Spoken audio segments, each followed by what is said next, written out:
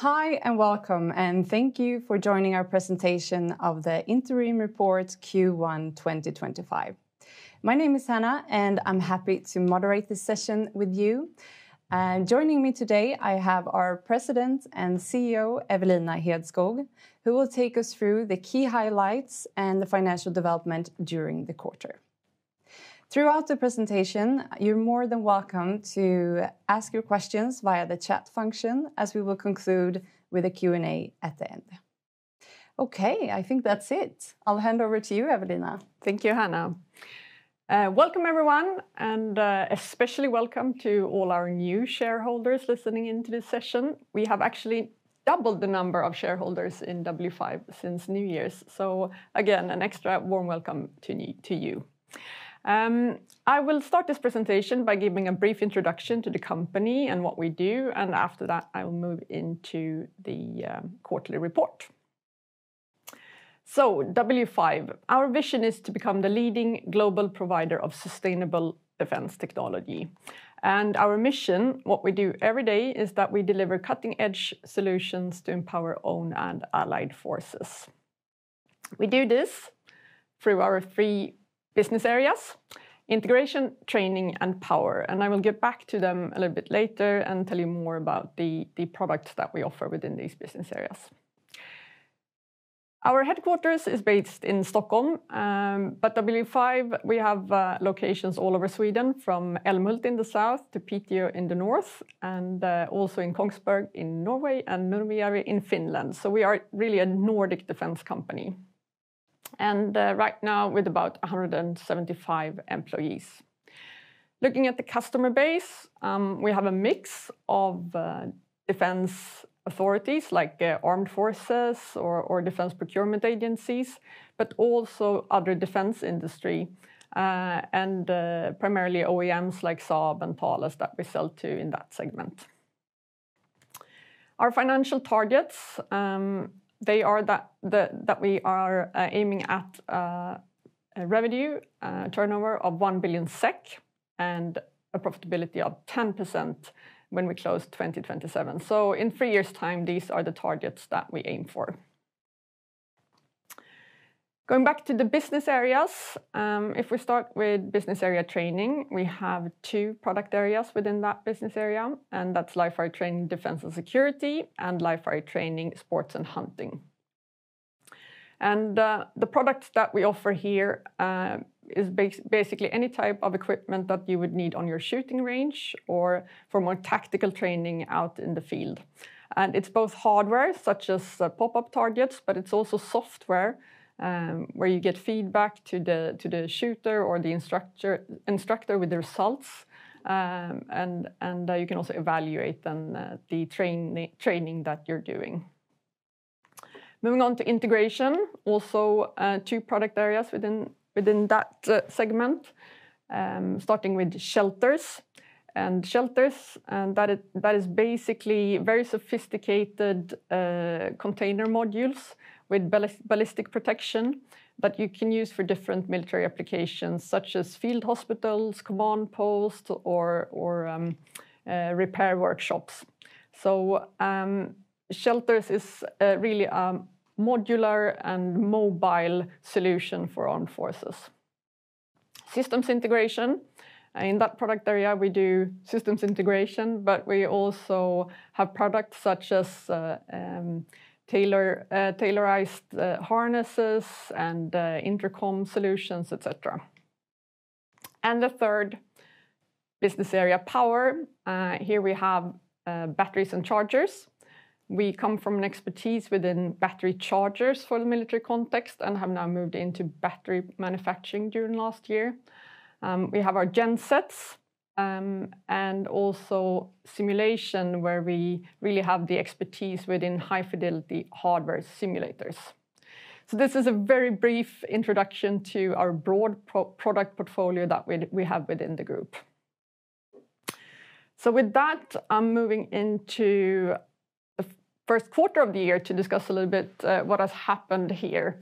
And you can't really talk about the first quarter of 2025 without addressing the geopolitical turbulence that we find ourselves in and what that means to us as a company.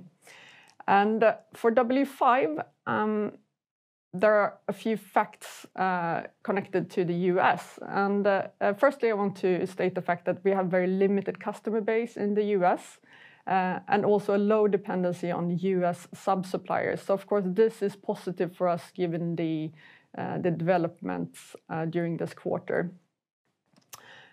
On the contrary, we have quite a local supply chain. The majority of our supply chain is close to us and primarily in Europe. And as described earlier, our production is done in the Nordic countries. And this is now a competitive advantage for us when European customers are looking more for European suppliers and moving away from US and Asian suppliers. So we have a competitive advantage when it comes to our supply chain and also where we develop and manufacture our products. At the same time, as you know, EU is putting more and more funding into defense development within Europe, and this is also something that we as a company can tap into and benefit from. And last but not least, like I said in the beginning, there is a huge interest now for investing in defense, and of course that helps us in, for example, our M&A agenda, the fact that we have a big interest in our shares.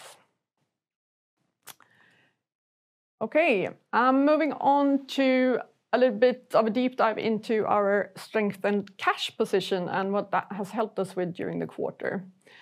End of last year, we had record high invoicing, which of course helped our cash position. And also in January, we had a directed share issue of 36 million SEK.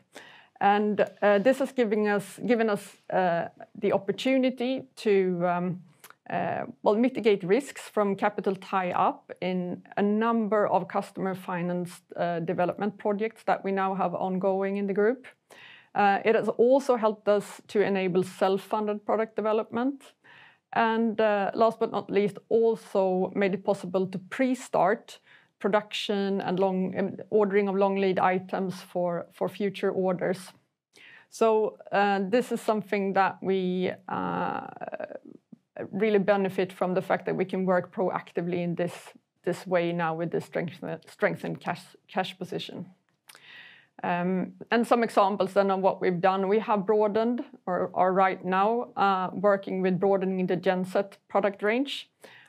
We are developing batteries for mission-critical systems, and we have pre-started live-fire training projects in order to be proactive there. So all in all, a lot of good things going on to prepare for the future. Okay, looking at some key figures then for the quarter.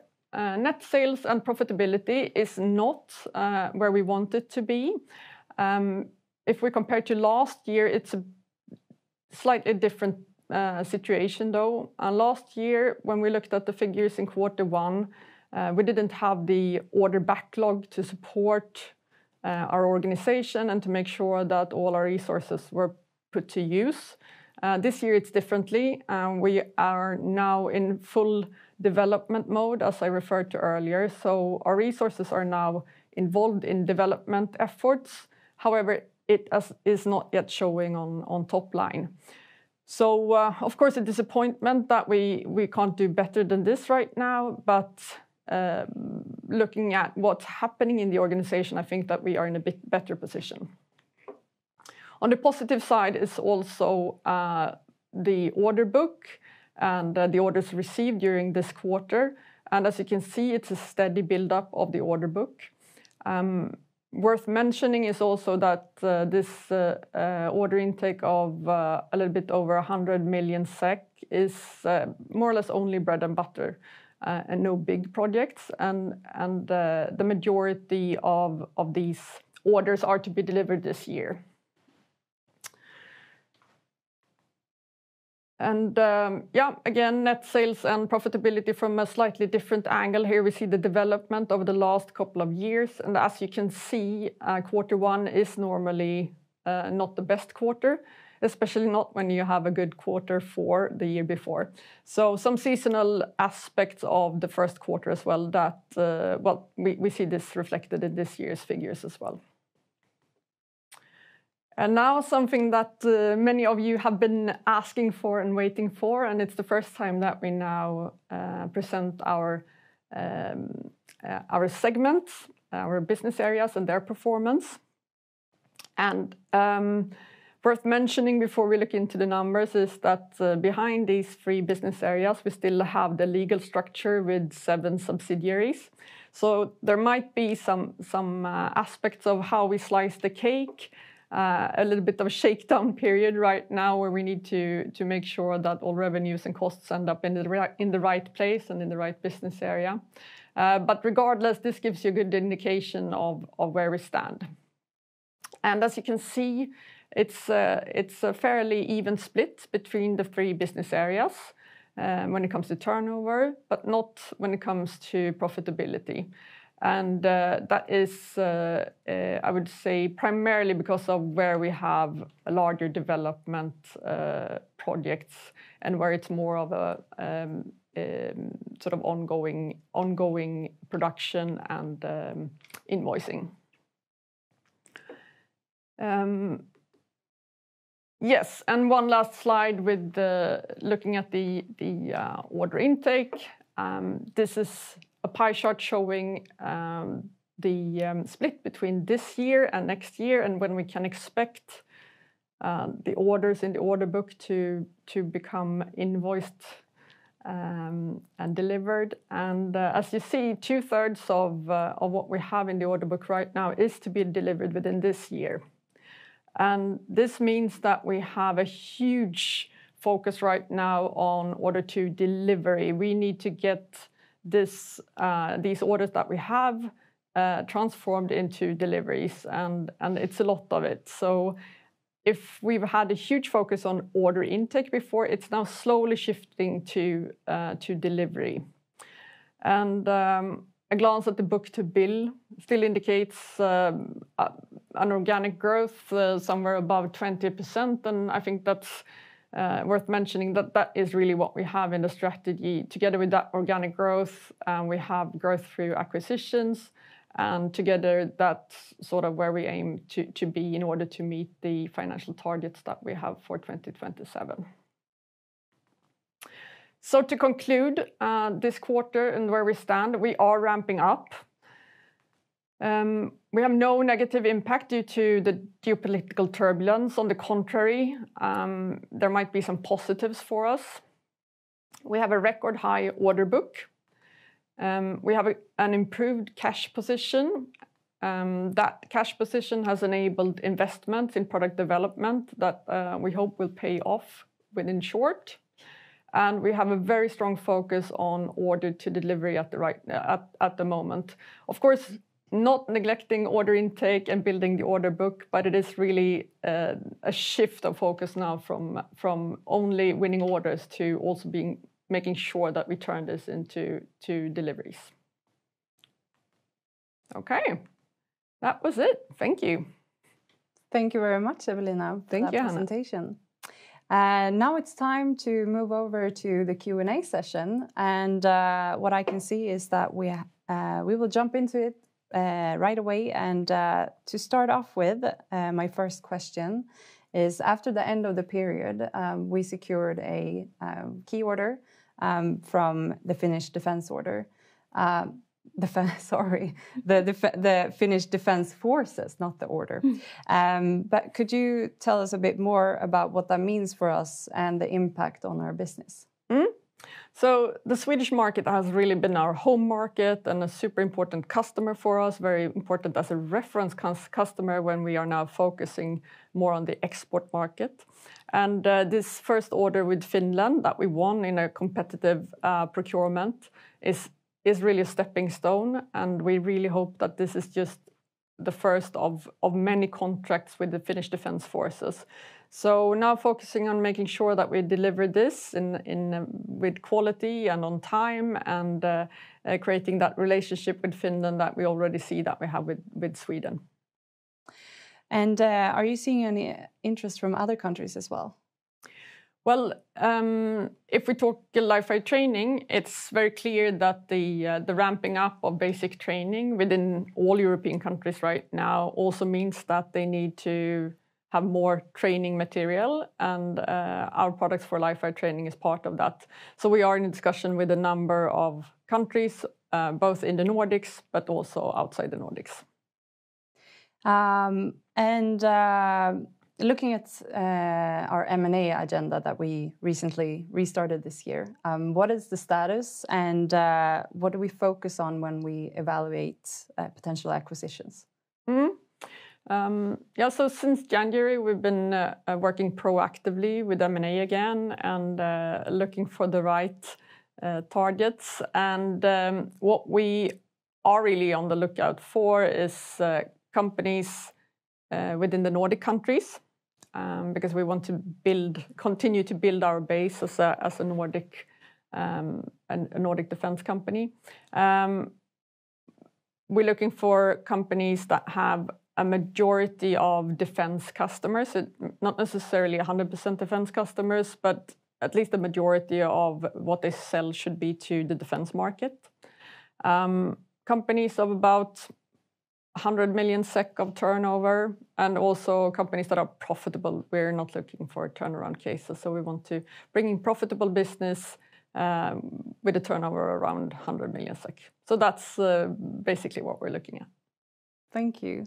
Another question I got is looking at the order side. How is the development of the gensets for FMV progressing, and is everything running according to the plan? Yeah, that's a valid question, given that we're talking a lot about the development efforts that we have ongoing right now. And I think the question refers to last year we won a framework agreement with FMV for 500 million SEK, and the first step of that was a 100 million contract for development of a certain genset. And that development started right after summer last year and will be ongoing until September this year. And so far it's going according to plan. We actually had a very important milestone that occurred last week, and we're on track. And hopefully, after a successful completion of the development phase done in September, we hope to be able to see follow-on contracts for the serial deliveries. Another question. Do you think the ongoing customer projects could see revenue already in Q2? Revenue for development projects? No, probably not. If we talk about the development where we're really getting new products into our product portfolio, because then you still have the manufacturing phase as well after that. But I do think that if we go back to the slide that we showed earlier, where we have done sort of pre-start of production for products that we already have, sort of could be pop-up targets, for example, that type of investments that we're doing now can pay off already in this quarter, yes. They're coming in some questions here. I'll dig them through. Yes, so do you see potential for order intake to grow in the coming quarters based on the medium-sized orders, or do you need to win larger orders to see growth in the order intake? I mean, the numbers that we see here from the first quarter shows that we can actually grow the order book from sort of bread and butter and medium-sized contracts. But I do think that we see a mix of both large contracts and medium-sized and the smaller ones in the pipeline. So it will be a mix going forward. And what is the time from order to delivery of these medium-sized orders on average? Can we say something on that? Yeah, it's always tricky. Yes. But I did check the orders that we received during quarter one, the 100 and something, or was it 104 million or something like that? Yes. And 75% of these orders are planned to be delivered this year. So yeah, that could say something about the lead time, but it is different if it's live fire training or if it's simulation. It's very different lead times. Okay, I think that's it for today. And yeah, thank you for joining our presentation today. And don't hesitate to come back with your questions to Evelina if you have any. And we wish you a great day and take care.